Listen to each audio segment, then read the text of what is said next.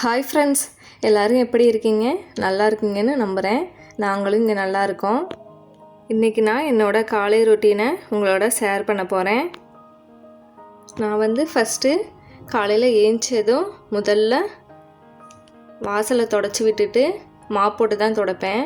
டைல்ஸுங்கிறதுனால mop போட்டு தொடச்சி விட்டுட்டு ஃபஸ்ட்டு கோலம் போட ஆரம்பிச்சிருவேன். எவ்வளோ ஒர்க் இருந்தாலும் ஃபஸ்ட்டு காலையில் எனக்கு கோலம் போட்டால் தான் அந்த டே கொஞ்சம் நல்லாயிருக்கும்.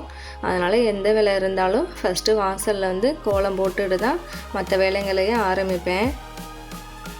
வெளியில் வாசலை பார்க்கும்போது அதில் குட்டியாக கோலம் இருந்தால் தான் எனக்கு பார்க்குறதுக்கு நல்லாயிருக்கும். அந்த டேவும் ஃபுல்ஃபில் ஆனது மாதிரி இருக்கும். இன்றைக்கி சாட்டர்டே, பசங்களுக்கு ஸ்கூலு. டக்குன்னு ஒரு குட்டி கோலத்தை போட்டுட்டு அடுத்து சமைக்கிறதுக்கு ஸ்டார்ட் பண்ணியாச்சு. என்னோடய கோலம் எப்படி இருக்குன்னு கமெண்ட்ஸில் சொல்லுங்கள். வாசலில் கோலம் போட்டு முடித்ததையுமே கிச்சனுக்குள்ளே தான் என்ட்ராவேன். அதுவும் இந்த சிங்கில் தான் ஃபஸ்ட்டு நிற்பேன். நைட்டு சாப்பிட்டுட்டு வச்ச பிளேட்டு, இந்த பாத்திரங்கள்லாம் ஃபஸ்ட்டு கழுவி முடிச்சுட்டு தான் சமைக்கிறதுக்கே ஸ்டார்ட் பண்ணுவேன். அப்போ தான் எனக்கு கொஞ்சம் நல்லாயிருக்கும். கிச்சனும் பார்க்குறதுக்கு நீட்டாக இருக்கும். அதுக்காக ஃபஸ்ட்டு இந்த பாத்திரத்தெல்லாம் கழுவி வச்சுக்கலாம். பசங்க இப்போ தான் ஒவ்வொருத்தலாம் எந்திரிச்சிட்ருக்காங்க. ஏஞ்சிட்டு அவங்கவுங்க வேலையை அவங்கவுங்க பார்த்துப்பாங்க. பெரிய பசங்க 2 பேருமே ஏஞ்சி குளிச்சுட்டு அவங்க கிளம்பி வந்துடுவாங்க. நான் அதுங்களாட்டி அவங்களுக்கு பிரேக்ஃபாஸ்ட்டு, லஞ்சு 2மே சமைச்சி வச்சுருவேன். ஒவ்வொரு நாளைக்கு காலையில் மதியம் 2 வேளைக்குமே சேர்த்தே சமைச்சிருவேன். இன்றைக்கும் அந்த மாதிரி தான். காலையில் மதியம் 2 வேளைக்குமே சேர்த்து சமைச்சிட்டோம்.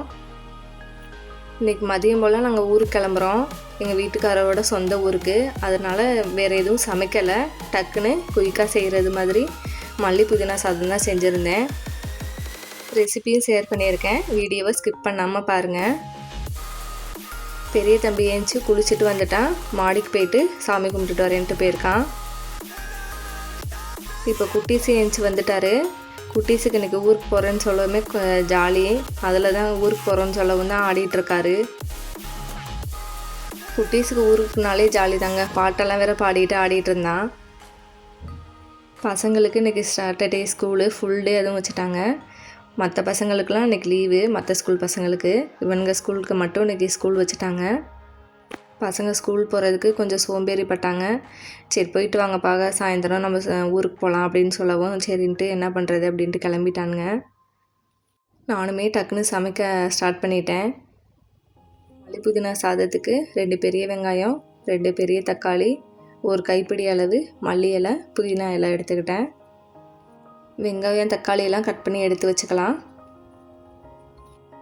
தம்பிங்க ஸ்கூல் போயிட்டு ஈவினிங் வரும்போது நாளைக்கு ஸ்கூலாக லீவானு எப்போயுமே கேட்பேன். அந்த மாதிரி தான் நான் இந்த வாரம் லீவாக தான் இருக்குன்னு நினச்சிக்கிட்டு இருந்தேன். அப்புறம் ஸ்கூலுன்னு சொல்லிட்டாங்க. அப்புறம் நைட்டே பிளான் பண்ணிட்டேன், இந்த சாப்பாடு தான் செய்யணும் அப்படின்ட்டு. டக்குன்னு வேலையை முடிச்சிடணும் அப்படின்ட்டு தம்பிங்கள்ட்டையும் கேட்டேன். இந்த சாப்பாடே செஞ்சுருங்கம்மா அப்படின்னு சொல்லிட்டாங்க. தினையிலுமே என்ன சாப்பாடு, என்ன லஞ்சு செய்கிறது அப்படின்னு ரொம்பவே யோசனையாக இருக்குங்க.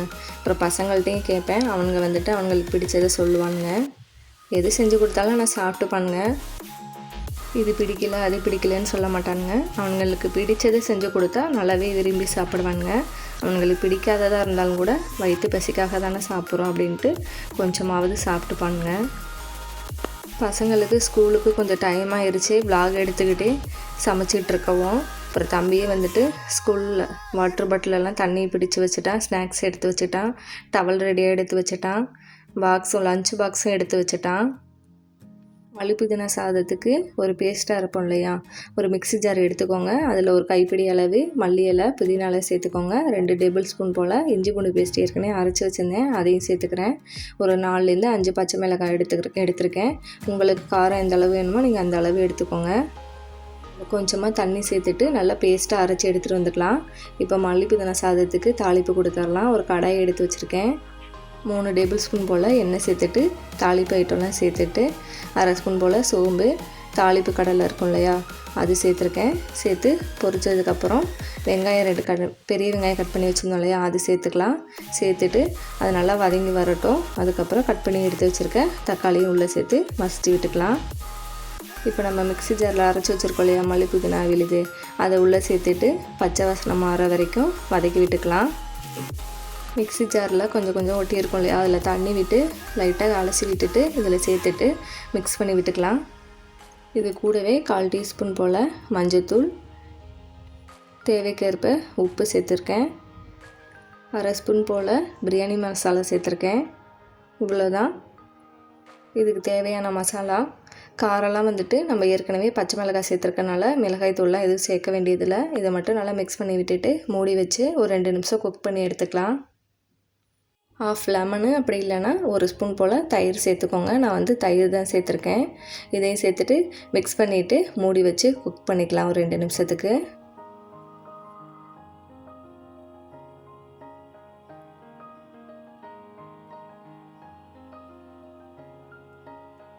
மல்லி புதினா சாதம்னாலே நம்ம அதில் ஃபஸ்ட்டு வந்துட்டு தொட்டுக்கிறதுக்கு உருளைக்கிழங்கு வறுவல் தான் இருக்கும். அது இல்லாமல் எப்படியாவது சாப்பிட முடியும்.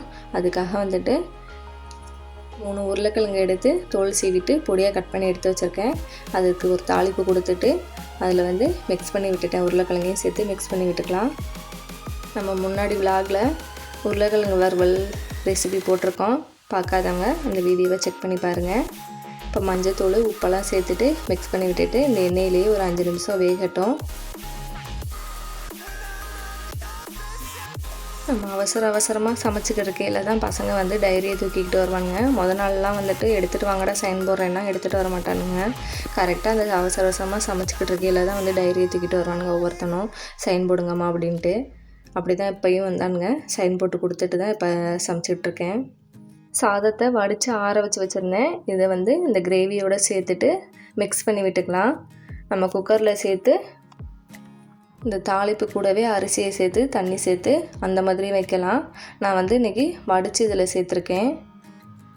இப்போ உருளைக்கிழங்கு வெந்துருச்சு. மிளகாய் தூள் சேர்த்துட்டு மிக்ஸ் பண்ணி விட்டுட்டு ஒரு 2 நிமிஷம் குக் பண்ணோன்னா போதும். உருளைக்கிழங்கு நல்லாவே வெந்துருச்சு. இப்போ பசங்களும் கிளம்பி வந்தாச்சு.